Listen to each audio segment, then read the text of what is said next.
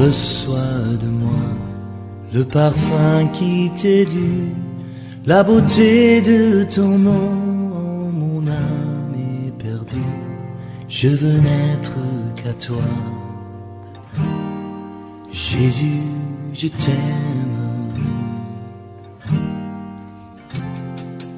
Reçois du peu que je trouve à donner, tout l'amour que mes yeux n'ont pas su te montrer. Je veux n'être qu'à toi, Jésus, je t'aime. Rien n'est plus beau que ton nom, rien n'est plus saint que le sang du pardon. Bien-aimés dans le Seigneur, soyez les bienvenus à notre rendez-vous hebdomadaire de l'étude biblique et plus précisément à ce quatrième numéro ou bien cette quatrième séance sur le thème la puissance de la louange et de l'adoration. Et avant tout, permettez-moi de rendre grâce à l'Éternel des armées, celui qui a voulu et qui a rendu possible que nous puissions nous trouver sur ce plateau ce soir. Et bien évidemment, qui a voulu et qui a rendu possible que vous aussi, à la maison, au service, ou partout où vous êtes, vous puissiez nous suivre en ce moment. Donc, permettez-moi de lui rendre grâce. Et comme je l'ai déjà dit, nous sommes là pour la quatrième séance sur le thème la puissance de la louange et de l'adoration. Et vous qui nous suivez, et depuis, vous savez déjà que je ne suis pas seul. Je suis accompagné des serviteurs de Dieu, des ouvriers de Dieu qui sont toujours disponibles à servir l'Éternel et à nous entretenir. Donc, il s'agit bien évidemment du pasteur révérend Charles Amédico, que vous connaissez si bien. Et il est, je vous le rappelle, pasteur et titulaire, le bien-aimé de Jésus de Pougan, voilà. Et en même temps, il est enseignant à l'IBBT, il est enseignant à SBTAO et responsable de TNRTF. Donc, vous pouvez nous parler un peu sur... Voilà, comme vous venez de le dire, je suis le coordinateur régional de l'Afrique de l'Ouest d'un ministère qui s'appelle RTF, le réseau transafricain de formation, donc qui accompagne les serviteurs de Dieu afin de mieux nourrir le troupeau de Dieu. Donc voilà un peu ce que nous faisons. D'accord. Ah, vous êtes bien outillés. Que le Seigneur vous bénisse abondamment, richement. Amen. Et à ma gauche, nous avons maman Émilie Adjenou, que vous connaissez aussi bien. Elle est une artiste de gospel. Elle est chanteuse. Elle est membre du groupe musical ici au Rocher. Et comme vous l'avez déjà deviné, elle est membre de l'église baptiste au Rocher. Épouse dévouée à côté du révérend pasteur Joseph, et que vous connaissez bien aussi. Donc, maman, bonsoir et soyez la bienvenue aussi. Bonsoir, merci. Soyez également le bienvenu. Merci. Bonsoir à nos internautes. Alors, comme je l'ai déjà dit, nous sommes là pour le thème la puissance de la louange et de l'adoration. Pour vous qui nous suivez déjà, vous savez que nous avons abordé plusieurs sujets à propos de ce thème.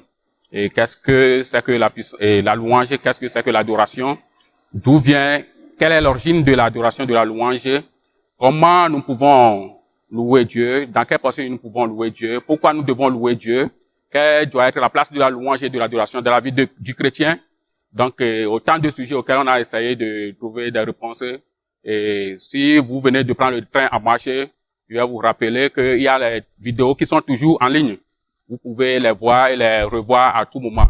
Alors, soyez les bienvenus et nous allons entamer la quatrième séance aujourd'hui. Et je m'avais posé la première question à maman. Et bon, par rapport à comme vous le savez, on avait déjà planté le décor la semaine passée. Oui. Et surtout lors de la dernière question où on parlait des groupes musicaux. Donc aujourd'hui, nous allons consacrer la totalité de l'émission sur la prestation des groupes musicaux dans nos cultes. Donc, par rapport à votre réaction la fois dernière, je vous demandais, est-ce que les groupes musicaux, selon vous, ils jouent bien le rôle qui leur est dévoué dans le culte de nos jours? Et bon, selon votre réponse, vous avez dit que oui, ils jouent tant bien que mal. Et vous avez aussi dit que le groupe musical aujourd'hui est à l'image de l'église ou bien de la vie chrétienne. où il y a des hauts, il y a des bas. Donc, ça veut dire qu'il peut y avoir des moments de force, des moments de faiblesse aussi. Oui. Donc, j'ai aussi retenu un aspect où vous avez dit que ils ont tendance des fois à recopier ce qu'ils voient sur les écrans, ou bien dans les concerts, à les recopier, ou bien vouloir les produire dans le culte. Oui. Alors, donc ma première question à vous est de savoir, est-ce que, bon, au fait, si vous permettez le terme, le fait d'aller tricher un peu pour pouvoir agrémenter le culte, ou bien pouvoir améliorer sa prestation pendant le culte, est-ce en soi une mauvaise chose, ou bien, bon, selon vous, comment vous trouvez ça? Ok, merci pour la question. Nous savons qu'on apprend en imitant. Ça, c'est une réalité. Mais il y a des moments où, quand on veut imiter, on va passer à côté de l'objectif qu'on s'est fixé au départ. Donc, quelqu'un qui veut apprendre, qui prend le chant de quelqu'un qui chante bien et essaie d'apprendre ce chant, pour pouvoir le chanter tel que la personne l'a chanté, fait un bel exercice. Maintenant, pour notre question, venir à l'église et vouloir faire le show comme on l'a vu sur un écran ou bien sur un CD, quelque chose comme ça, laisser l'assemblée ne pas voir la réalité qu'on a en face, l'assemblée qu'on a autour de soi, c'est vraiment manquer sa responsabilité, passer à côté. Et donc, je pense que vous voyez ce que je veux dire. Il faut contextualiser, il faut actualiser ce qu'on a appris, il faut être avec son équipe, c'est-à-dire son église, son assemblée, et des fois, on est dans une assemblée où les gens ne comprennent que l'évé. Des fois, une partie, peut-être une moitié, parle bien le français, et on va piocher des chants en anglais que peut-être tout le groupe aussi ne maîtrise pas. Et on apprend tant bien que mal, et on impose ces chants-là. Et donc, vous voyez un peu ce que ça va donner. Parce que sur les ondes, c'est ce chant qui passe. C'est le chant qui est en vogue. Ça passe à la radio, à la JVA ou bien ailleurs. Et tout le monde veut le chanter. Et donc, on vient à l'église et on entend le chant, mais peut-être le groupe même ne maîtrise pas le chant. L'assemblée, peut-être de loin écoute, mais ne peut pas prononcer, ne sait même pas ce qu'il chante. Donc, ce n'est pas vrai. C'est pas du vrai. Et Dieu n'est pas là-bas. Parce que c'est à Dieu que nous le chantons, nous devons chanter avec notre cœur. Et quand nous sommes en train de mentir à nous-mêmes d'abord, je ne sais pas ce que nous offrons à Dieu. Donc, il faut prendre la chose au pied, quoi, du début. Hein? Si c'est un mot, si c'est une phrase que nous comprenons, que nous dédions à Dieu, je crois que c'est beaucoup mieux que, c'est pas quelque chose d'extraordinaire apparemment, mais qui est creux. Ok, merci beaucoup, maman. Révérend, vous aurez des ajouts pour nous? Oui, je pense que ce que notre maman est en train de dire est important et nous devons vraiment le souligner.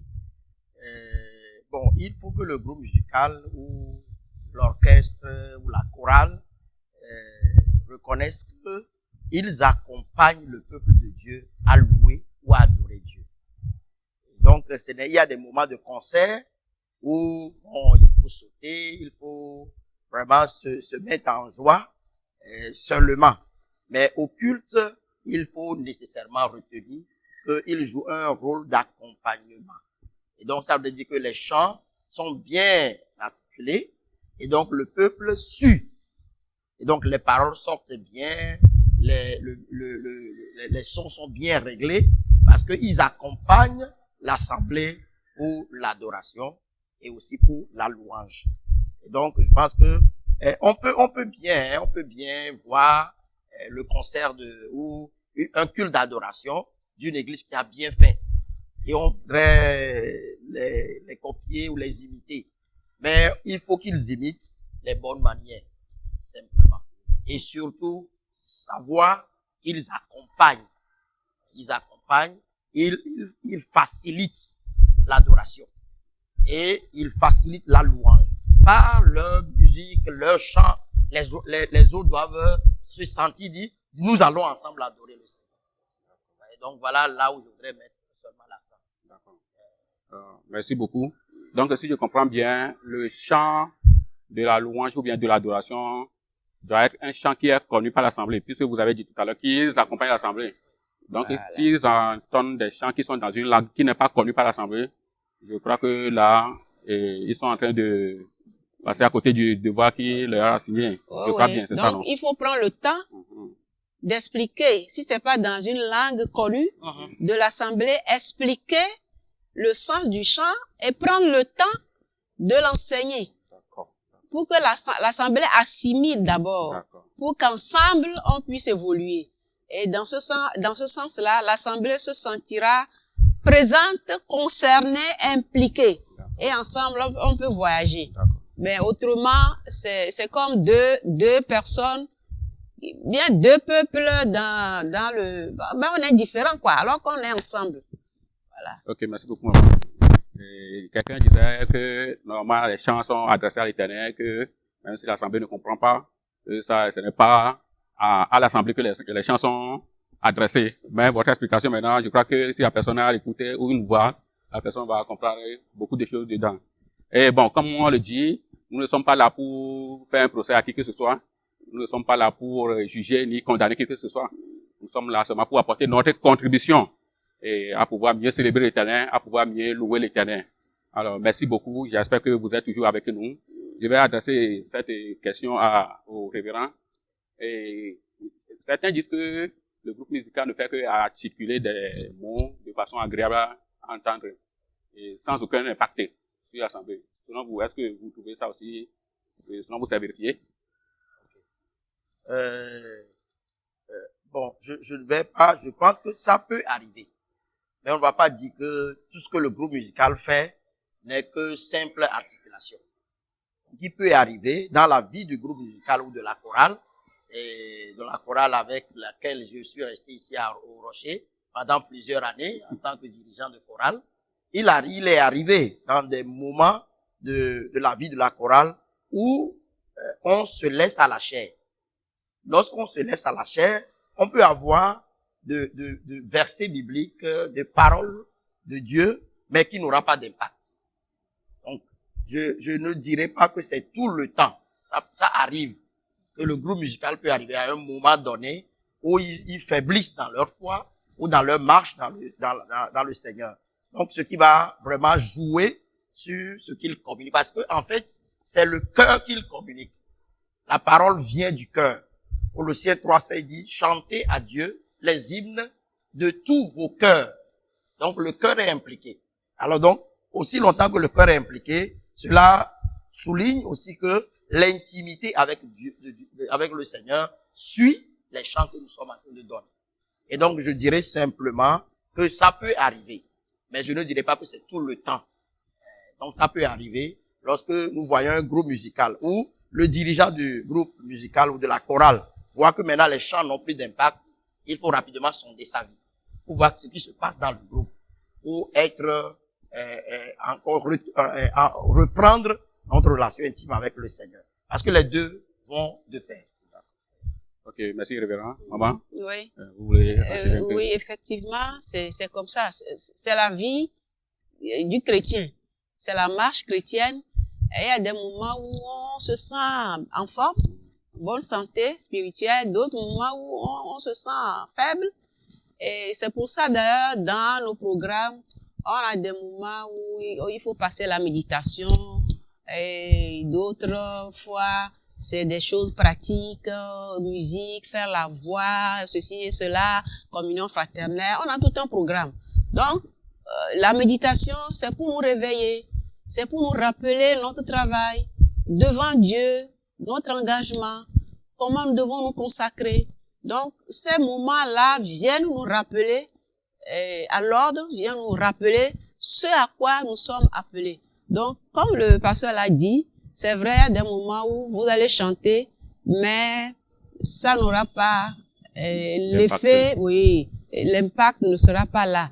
Mais nous voudrions que, à chaque fois que nous chantons, que l'assemblée puisse recevoir quelque chose. D'abord, c'est nous-mêmes qui recevons avant de communiquer. Donc, c'est notre prière et c'est notre désir de pouvoir apporter un service efficace au Seigneur à chaque fois et que l'assemblée aussi puisse recevoir un bon repas à chaque fois que nous faisons nos prestations. D'accord. Voilà. Merci beaucoup, maman. Et tout à l'heure, révérend, vous avez touché l'aspect de la chorale. Et bon, on disait la prestation des groupes musicaux, mais on n'a pas touché la chorale. Mais vous venez de toucher la chorale. Donc, je me dis, est-ce que la chorale aussi, sa prestation fait partie, on intègre la chorale dans les groupes musicaux, ou bien la chorale, elle est là seulement pour agrémenter le culte? Parce que si ils chantent à l'éternel, bon, leurs chants, est-ce qu'ils sont là seulement, bon, selon vous? Non, je ne vais pas dire que la chorale est là simplement pour agrémenter. Alors, si je me réfère à un chronique que j'ai cité le plus souvent, une chronique chapitre 15 ou 2 chroniques 5, là, nous voyons et l'orchestre, le groupe musical, et la chorale, chanter les louanges de Dieu. Donc, les deux sont appelés à chanter ces louanges-là. Et généralement, la manière dont nous plaçons la chorale, si la chorale travaille de concert avec les animateurs de culte et le prédicateur, le pasteur, ça fait une harmonie qui prépare les cœurs à recevoir la parole de Dieu. Et donc, la chorale aussi n'est pas là simplement pour agrémenter. C'est pourquoi les chants même qu'on choisit, on doit normalement les choisir conformément aux thèmes qui sont développés.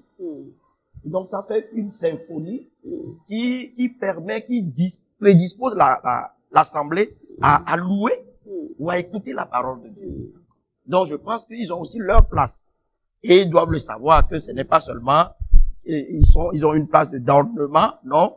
Ils sont là, ils contribuent à la louange, contribuent aussi à préparer les cœurs pour recevoir la parole de Dieu. Ouais, donc voilà ce que je peux dire. Merci, révérend. Maman. Oh oui, c'est exactement ça. Et dans le temps, on le faisait.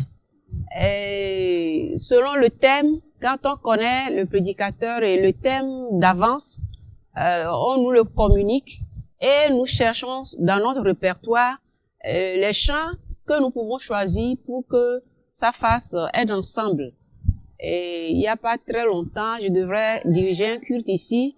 Et quand j'ai eu le passage du prédicateur, c'était sur Jean 4, où Jésus était au puits avec cette femme samaritaine. Je me suis précipitée pour souffler dans l'oreille de la chorale. Est-ce que vous pouvez passer ce chant-là? Donc, parce que c'est un chant qui raconte toute l'histoire. Et donc, ils l'ont fait le jour-là. Ils ne se sont pas préparés pour ça, mais le chant est passé. Et ça fait, vraiment, c'était harmonieux. Et je crois que ça a préparé les cœurs. Et quand le message est venu, c'était un plus. Donc, c'est comme ça on travaille. C'est comme ça on travaille. On connaît normalement. Et je crois que ces temps-ci, on a encore perdu un peu. Mais ça vient, ça nous rappelle encore de bonnes choses. Et je crois qu'on va s'y replonger. D'accord. Merci beaucoup. Et, chers internautes, chers auditeurs, vous avez pris bonne note. Donc, on ne fait pas la distinction entre le groupe musical et la chorale. Les deux vont de pair. Donc, j'espère que vous nous suivez. Maman, je reviens toujours à vous. Donc, aujourd'hui, il y a plusieurs chants qu'on chante à l'église. Et bien évidemment, sur la conduite du groupe musical.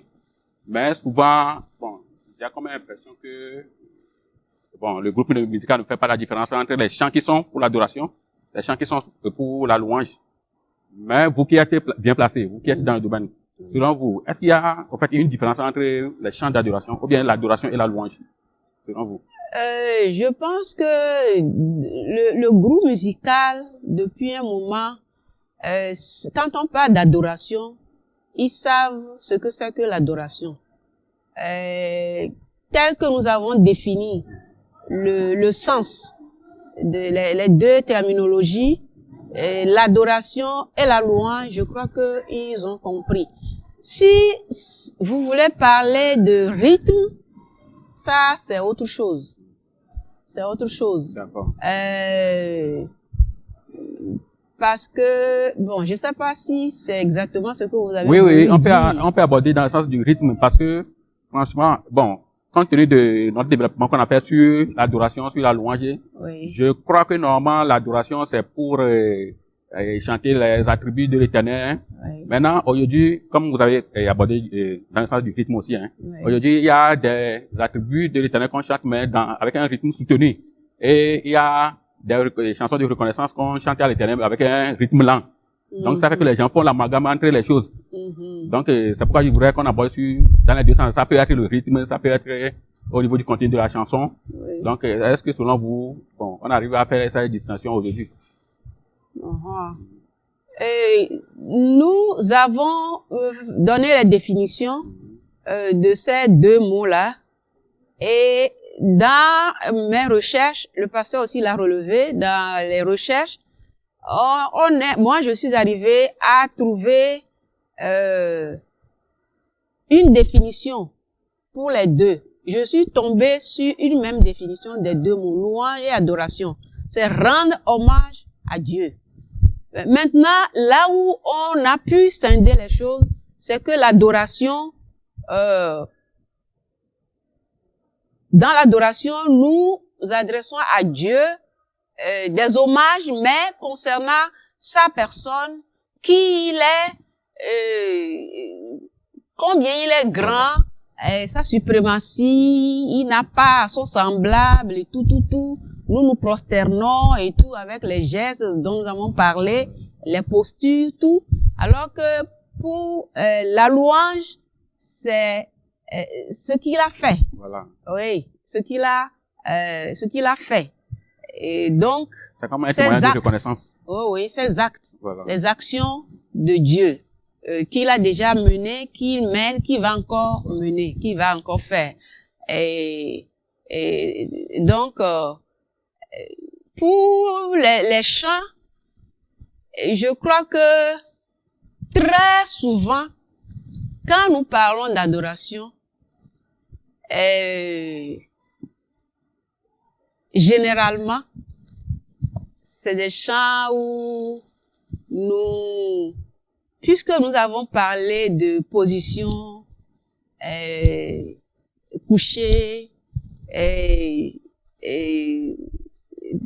genoux à terre, les mains à terre, tête contre terre, et donc vous voyez, on ne bouge pas, Et dans cette position-là, qu'est-ce que je peux chanter?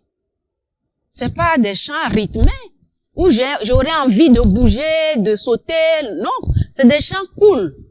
C'est des chants où je vais sentir mon cœur contre le cœur de mon Père. Est-ce que vous comprenez? C'est des chants, je vais dire, doux, où je vais sentir la douceur de Dieu. Je vais sentir mon cœur contre mon cœur, ou bien son cœur contre mon cœur. Je vais sentir sa présence, sa paix et tout son amour.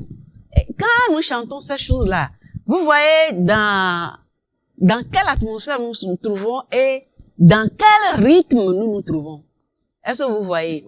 Ce n'est pas dans un rythme cadencé, fort, avec du bruit. Non, c'est cool. Et puis là, il est là. Il nous inonde. Il est présent. On le sent très fort. Voilà. Généralement, ce sont ces rythmes-là, c'est dans cette allure-là que nous faisons l'adoration. Et donc, quand nous disons adoration, généralement, c'est des rythmes cool, doux, comme ça. C'est dans ces rythmes que nous nous retrouvons pour faire des chants d'adoration. Ça sied bien. D'accord?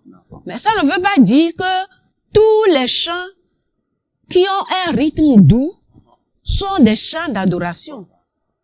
Non, on peut avoir un chant doux, mais les paroles vont dire tout autre chose. Dans des chants où je vais me plaindre et dire, Seigneur, regarde ma situation, aie pitié de moi, et tout. Je ne fais pas de l'adoration. Aie pitié de moi, Seigneur, selon ta miséricorde, et tout, et selon ta grande bonté, bon, je me souviens d'un chant comme ça. Ce n'est pas de l'adoration. Non. C'est une plainte. Je plaide ma cause. Peut-être après, je dis, aie pitié de moi, pardonne mes péchés, ceci, c'est une confession que je fais. C'est une confession que je fais. Hein?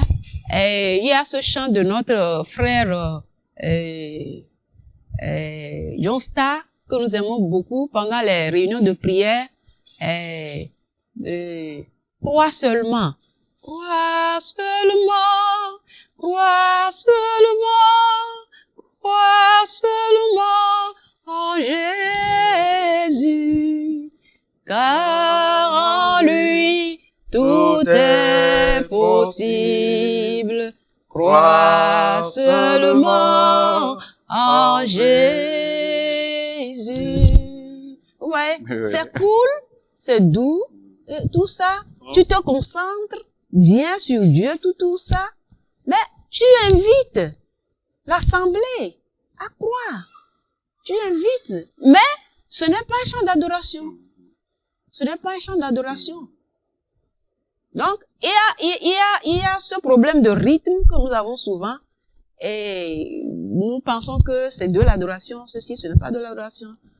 D'autres fois, on a des chants de rassemblement. Hein? Il y a un chant que nous chantons ici pendant les louanges. Nous venons de loin.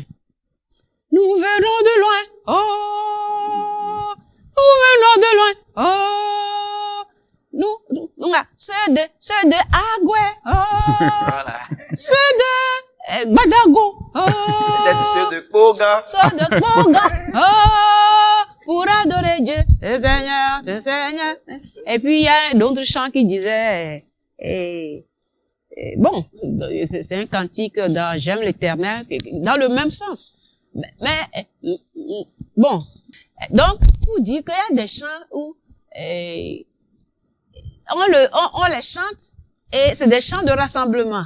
Et donc nous venons dans ta maison, nous sommes là pour te chanter. Et nous venons de très loin, de tel pays, de tel autre, tout.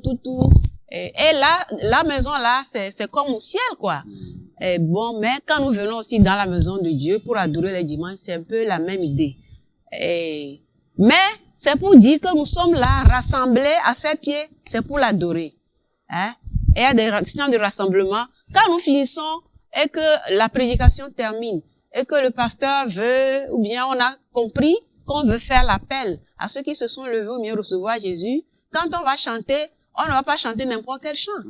Il y a des chants d'invitation, des chants d'appel qu'on chante, qui touchent, la personne sent que on l'appelle à la croix. On l'appelle à la croix de Jésus. C'est différent. Hein? Mais ça aussi, c'est un rythme. Mais quand nous les chantons, il y a plusieurs types de chants. Donc, mais là, nous parlons juste de l'adoration et de la louange. Hein? Quand nous disons, j'ai l'assurance de mon salut. J'ai l'assurance de mon salut. C'est quoi? Ah, je proclame. Je proclame ma foi. Hein? Et l'assurance que j'ai, je le proclame, je dis, bien, Jésus est ressuscité. Il y a beaucoup de choses. Bon, je vais laisser le pasteur aussi ajouter des choses. Donc, nous parlons juste d'adoration, de louange, mais on a toute une liste de chants. Ah, donc, à part les chants d'adoration, donc il y a plusieurs types de chants que nous avons, circonstanciels, mais quand vous prenez les chants, les recueils de chants, on a des rubriques. On a adoration, on a louange, on a baptême, on a Saint-Esprit, on a ceci. On a plusieurs sous-titres, hein, et selon les choses que nous vivons à l'église, ou bien Sainte Seine et tout ça là. Donc, c'est à cause de ça, les gens profitent, certains artistes profitent pour faire, bon, je peux pas dire, des chants de prospérité. Comme on dit l'évangile de prospérité, ils font des chants qui, bon, je sais pas s'il y a le thème, chants de prospérité. Ça veut dire pour attirer l'attention, pour pouvoir vendre. Et c'est ça, la population aime, c'est ça, la foule aime. Et des chants comme, ça veut dire des chants pour pouvoir toucher les voisins. Quand tu as un problème avec ton voisin, tu vas dans ta chambre, tu mets le son. Et soit disant que tu attends gospel, mais c'est des chants qui sont adressés à, peut-être à ton voisin. Ou des fois on dit, Seigneur, montre-moi mes ennemis. Et pour ne pas les juger, mais bon, ainsi de suite. Donc, pasteur, maman a dit de vous donner la parole. Donc, voilà, je pense que maman a vraiment porté le tableau. Voilà. Donc, dans les cantiques, c'est très bien clair qu'on a plusieurs types de chants. Alors maintenant, pour ce qui concerne le rythme, le plus souvent, on confond les rythmes lents, doux, sans considérer les paroles. Chaque fois qu'on a un rythme lent et doux, on se dit que c'est un chant d'adoration. Donc, maman l'a bien éclairé. Donc, les paroles doivent orienter pour savoir si nous sommes dans un chant d'adoration ou dans un chant de louange. Et ou d'autres chants, les chants de prière, les chants d'invitation,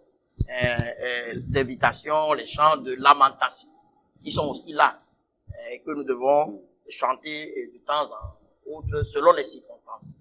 Voyez. Maintenant, comme vous l'avez dit aussi, bon, aujourd'hui, ce qui est là, sur le terrain, on a tendance à rendre plus anthropocentrique les chants.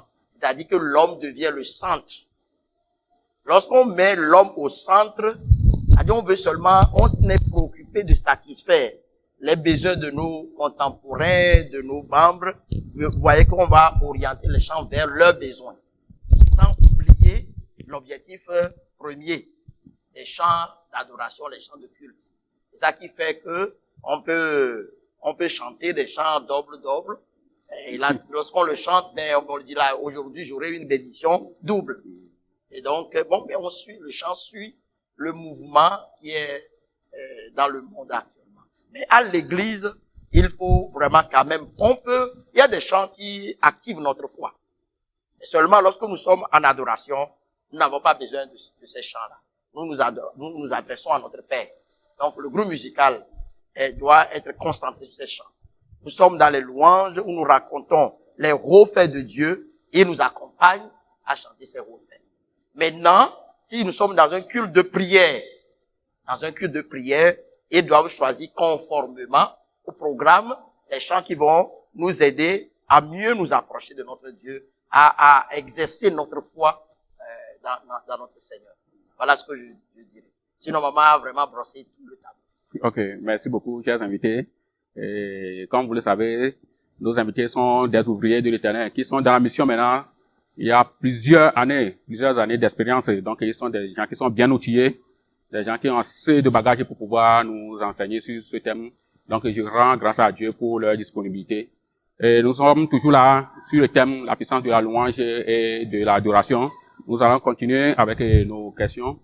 Et bon, je vais aller avec le révérend d'abord. Souvent, on dit dans l'église qu'il faut donner un chant pour réveiller la foule. C'est-à-dire pour réveiller l'assemblée. Alors que les chants normalement sont adressés à Dieu. Donc, selon vous, est-ce que c'est une erreur ou bien, en réalité, bon, selon vous, comment vous trouvez ça? Bon, ben, ça, je l'ai aussi entendu, mais je pense que parfois, bon, on ne doit pas le dire. Je dirais simplement comme ça. C'est mieux de trouver un autre moyen pour réveiller l'assemblée. Mais je pense que ça nous arrive tous, hein, une fois en passant de donner ces paroles-là. Mais c'est pas, lorsque nous sommes dans le culte, c'est pas adéquat. C'est pas comme ça on va procéder. D'accord. Ok, merci, pasteur. Maman, je ne sais pas si vous avez un mot rapidement à placer sur ça. Bon, moi, quand on est dans le culte réveillé, bon, moi, des fois, si c'est pour réveiller, j'ai l'habitude d'aller directement, quoi. Je ne passe pas par, je sais pas, je dis, mais qu'est-ce qui se passe? Vous êtes là? Bien, ça dépend. Je dirige ou bien je suis où? Donc, des fois, le dirigeant fait son travail simplement, ou bien, sous la direction du groupe musical, nous allons faire ceci et bon, et puis, on chante et on se lève, et je crois que, mais, qu'ils animent, ou bien, je sais pas trop, hein, je comprends pas trop l'expression, je sais pas si j'ai bien compris. Ah oh non, votre réponse me va largement. Je crois que les internautes aussi ont pris bonne Mais note. pour la question précédente, je pense même que sur le marché, c'est parce que il y a des gens qui savent que la population s'intéresse à la musique gospel. Donc c'est pour ça que ils composent des chants qui intéressent les gens. C'est pas pour Dieu, en l'honneur de Dieu. Ils chantent, ils savent que ça va intéresser les gens. Et comme vous avez dit là, il met la musique, il sait que c'est pour le voisin qui met le chant, et pour le provoquer. Et il sait que quand il va écouter, il saura que c'est pour lui. Donc c'est pas des chants qui sont dédiés à Dieu. C'est des chants, ce n'est même pas du gospel. On met Dieu par endroit, c'est des faux gospel. Et puis bon, parce que l'auteur sait que quand on parle de Dieu, les gens vont acheter ou bien ça. Et puis quand vous creusez même, c'est pas des chrétiens qui font ces chants-là, qui composent. Et donc il faut que nous fassions attention et que nous sachions ce que nous voulons et où nous voulons aller. Et aujourd'hui, c'est le terrain complètement brouillé. Le complètement brouillé. Et puis, bon, le groupe musical aussi doit savoir faire ses recherches. Bon, c'est difficile. C'est un travail difficile. Quand Dieu dit, Jésus dit que l'église même est comme un pêcheur qui va jeter le filet dans la mer. Comment le chanteur de soi-disant gospel, comment on va savoir qui est tout ça là? C'est difficile, le contenu, c'est vraiment difficile. C'est très compliqué. Mais si nous restons éveillés, Dieu va faire le maximum pour nous. Ok, merci beaucoup, maman. Je m'en vais rapidement vous poser une dernière question. Bon, comme le sujet est un peu délicat et sensible, est-ce que, bon, je vais vous laisser le temps de respirer un peu, je vais aborder avec le révérend d'abord. Est-ce que selon vous, il faut d'abord procéder par un test pour recruter les gens pour le groupe musical ou bien pour la chorale? Et si, bon, éventuellement c'est le cas, comment on peut faire ce genre de test? C'est bien de m'adresser la parole d'abord, avant de voir notre maman qui est professeur à la matière. Je pense que ce qu'on nous avait fait en 88 ici, lorsque nous voulions rentrer dans la chorale, on teste toujours la voix. Pour voir au moins est-ce que la voix est là. Et on doit aussi voir la vie de la personne. Puisque c'est notre vie qui chante à Dieu. Nous pouvons avoir une belle voix, mais si notre vie ne suit pas, ça n'aura pas l'impact qu'on veut avoir. Donc, je pense qu'on doit vérifier notre conversion, vérifier notre voix, vérifier notre don, notre talent dans ce... Parce qu'il y a des gens qui viennent à la chorale ou au groupe musical, mais ils veulent bien, mais ils n'ont pas le nécessaire. Donc, je pense que quand même ces petits tests-là peuvent aider au bon développement du groupe. Bon développement. Il y a des tests que maman nous faisait. Et puis mon nom est bloqué. Donc là, on peut savoir que celui-ci là, il ne peut pas aller trop loin. Ou il serait dans ténor, il serait dans alto, il serait dans basse. Et donc ces tests-là sont importants pour pouvoir rentrer dans le groupe musical. Ou dans la chorale surtout. Maintenant, le groupe musical, maman saura mieux indiquer les tests. D'accord. Merci, révérend. Maman, on est à vous. De toute façon, il a répondu à la question. Il a répondu à la question. Donc, il y a deux tests minimum là qu'il faut passer à la personne. Donc, c'est de voir si la personne est née de nouveau. Née de nouveau. C'est vrai qu'on n'a pas les yeux de Dieu, mais nous avons quand même quelques petites questions, quelques moyens pour savoir si la personne a accepté Christ à un moment donné de sa vie. Et puis, ce test-là, vocal, si c'est la voix et la personne veut chanter, Et un chant, un simple chant que tout le monde peut chanter. Si la personne peut chanter le chant là droit, tout le monde peut écouter, savoir que oui, il peut, c'est le minimum. Il peut chanter. Et donc, mais souvent dans certaines églises, c'est parce qu'on vient de commencer, il n'y a pas beaucoup de membres, et il n'y a pas assez de gens disponibles, et puis on prend tout le monde, et puis après les problèmes se posent, et quand on aura assez, c'est difficile de dire, toi, tu ne peux plus continuer. Ou bien on leur donne l'occasion de commencer, on va voir la suite. Et quand ça ne va toujours pas, c'est difficile de dire, comme ça ne marche plus, bon, toi tu vas aller chercher ailleurs. Et donc, alors que si on avait fait le test sérieusement au début, et que la personne est incapable, on pourra lui dire, ce n'est pas possible. Donc, c'est Ok, que... merci beaucoup, chers invités. Nous sommes pratiquement arrivés à la fin de ce thème et à la fin de cette séance aussi. Vous convenez avec moi que c'est un thème vaste, d'abord riche, hein, et puis vaste. On ne peut pas tout aborder. Mais si vous avez éventuellement des questions encore, vous pouvez vous approcher de nous. On va vous mettre en contact avec maman ou bien le révérend et ils vont s'entretenir avec vous.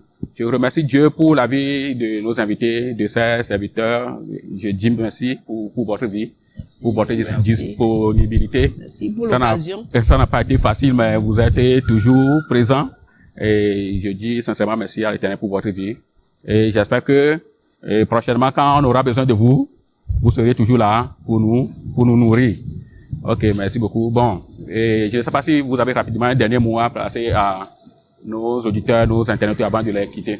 Ok, donc nous voulons simplement leur dire merci pour ces 4 séances que nous avons fait ensemble et qu'ils retiennent simplement que l'adoration, c'est un appel à chanter les attributs de Dieu, à dire à Dieu qui il est, et les louanges, c'est nous inviter à ovationner Dieu, à rendre hommage à Dieu par des cris de joie, par des acclamations, et donc le groupe musical, la chorale sont là pour accompagner le peuple de Dieu à louer Dieu aussi bien qu'à l'adorer. D'accord. Donc nous invitons tous, et surtout ici au Rocher, cette année est une année de louange et d'adoration. Justement. Avec le psaume 105 verset 1, que le Seigneur aide les internautes, les auditrices et les auditeurs à se joindre à nous. Quoique je ne suis pas de Rocher, je vous invite, c'est parce que finalement avec cette année, c'est une année de chanter des hauts faits de Dieu. Alors je les invite à se joindre à moi pour qu'ensemble avec Rocher, on chante les hauts faits de Dieu et qu'on adore notre Seigneur en esprit et en vérité. Car ce sont les adorateurs qu'il cherche, c'est tel adorateur qu'il cherche. D'accord, merci beaucoup, révérend. Vous avez dit, aujourd'hui, vous n'êtes pas au Rocher, mais vous êtes du Rocher. Oh. Donc, le thème est adressé à nous tous, voilà, nous qui sommes des enfants du Rocher. Oui. Cette année, nous devons adorer, nous devons louer, l'invoquer, et après, on va témoigner. Amen. Alors, maman, Oui. vous revenez à vous, si vous avez rapidement un dernier mot. Oui. Bon, nous avons présenté tant bien que mal ces quelques questions sur la musique et sachant que après le déroulement de l'histoire humaine et que le Seigneur viendra pour nous amener là où nous tous chrétiens nous espérons aller le retrouver. Moi, je serai à ses pieds, je serai à ses pieds. C'est la place que je veux. Ouais. Et donc, c'est la musique qui est une des activités qui va rester et demeurer dans le ciel. Apocalypse 5, versets 9 et 10. Et donc, ici déjà, nous devons apprendre à l'adorer, à le louer comme il se doit. Mais sachant que nous ne pouvons pas le faire dans n'importe quelle condition. Il dit que nous devons le faire comme il veut. Et nous allons nous référer à Amos, chapitre 5, verset 23. Le pasteur va nous lire ça, qui ne nous dise pas ça. Nous voulons l'adorer, le louer, mais qu'il agrée nos chants quand nous chantons pour l'élever. Alors lisons le Amos 5. Qui ne nous disent pas ces mots-là. Voilà, donc nous devons louer et louer comme Dieu le veut et qui ne nous disent pas ça comme maman le dit. Dieu dit, Amos 5, 23, éloigne de moi le bruit de tes cantiques, je n'écoute pas le son de tes luttes. Amen. Mais que notre vie puisse chanter à Dieu, puisse honorer Dieu quand nous passons, qu'on dise, ah, qu'ils disent de nous, tu vois celui-là, comme il a dit de Job, ça c'est mon enfant qui passe. Tu vois, celui qui chante là, c'est mon enfant, c'est mon garçon, c'est ma fille. Bah, qu'il soit fier de nous, qu'il nous aide sur ce chemin-là. Amen. Amen. Merci beaucoup, chers internautes. Merci à vous. Et sans vous, cette émission n'a pas raison d'être. Donc, nous vous disons sincèrement merci d'être restés avec nous. Les orateurs ont déjà tout dit, mais je te dis un mot. Si tu n'as pas encore fait la paix avec le Seigneur Jésus, c'est le moment de le faire. Parce que peut-être demain, ce sera trop tard pour toi. Sur ce, on vous laisse et à la prochaine. Merci beaucoup. Le parfum qui t'est dû, la beauté de ton nom, oh, mon âme est perdue. Je veux n'être qu'à toi. Jésus, je t'aime. Reçois du peu que je trouve à donner, tout l'amour que mes yeux